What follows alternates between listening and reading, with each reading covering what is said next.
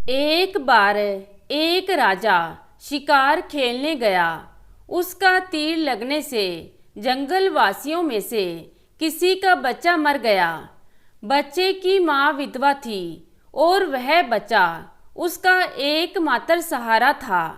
रोती पीटती विधवा माँ न्यायाधीश के पास पहुंची और उससे फरियाद की।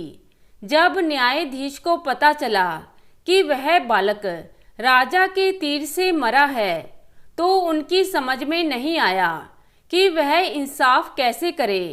अगर उसने विधवा के हक में फैसला दिया तो राजा को सजा सुनानी होगी। यदि विधवा के साथ अन्याय किया तो ईश्वर को क्या जवाब देगा। काफी सोच विचार कर वह फरियाद सुनने को राजी हुआ। उसने विधवा को दूसरे दिन अदालत में बुलवाया। विधवा की फरियाद सुनने के पश्चात राजा को भी अदालत में बुलाना आवश्यक था। वह राजा के पास यह सूचना किसी दूत से भेज सकता था।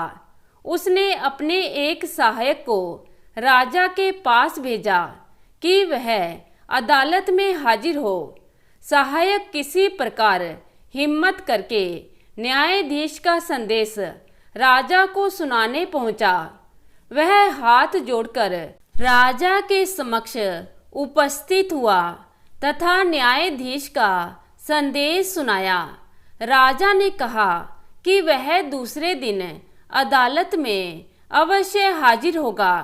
दूसरे दिन सुबह राजा न्यायाधीश की अदालत में हाजिर हुआ।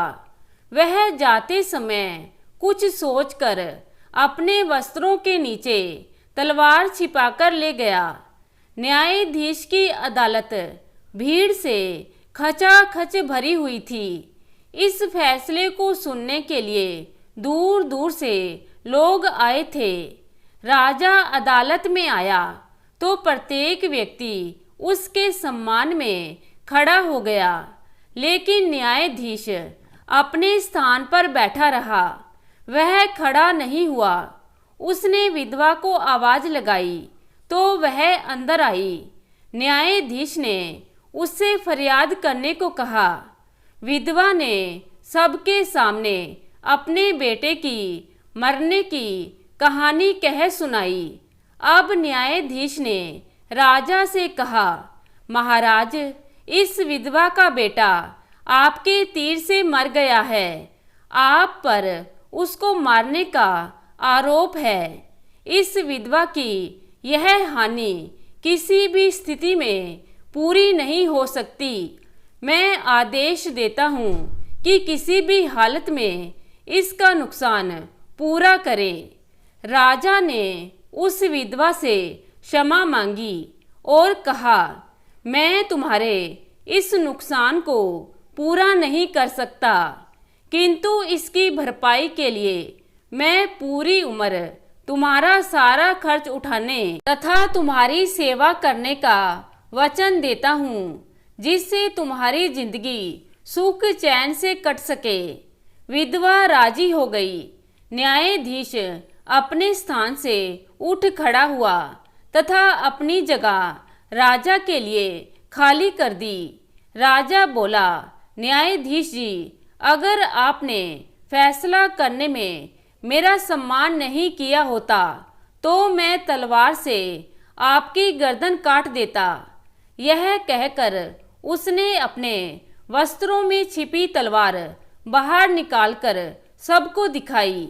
न्यायाधीश सिर झुकाकर बोला, महाराज, अगर आपने मेरा आदेश मानने में जरा भी टाल मटोल की होती तो मैं हंटर से आपकी खाल उधड़वा देता। इतना कहकर उसने भी अपने वस्त्रों के अंदर से एक चमड़े का हंटर निकालकर सामने रख दिया। राजा न्यायाधीश की बात से बड़ा प्रसन्न हुआ और उसने उसे अपनी बाहों में भर लिया। तो दोस्तों, कैसी लगी आज की कहानी? आशा करती हूँ कहानी को पसंद करेंगे। धन्यवाद।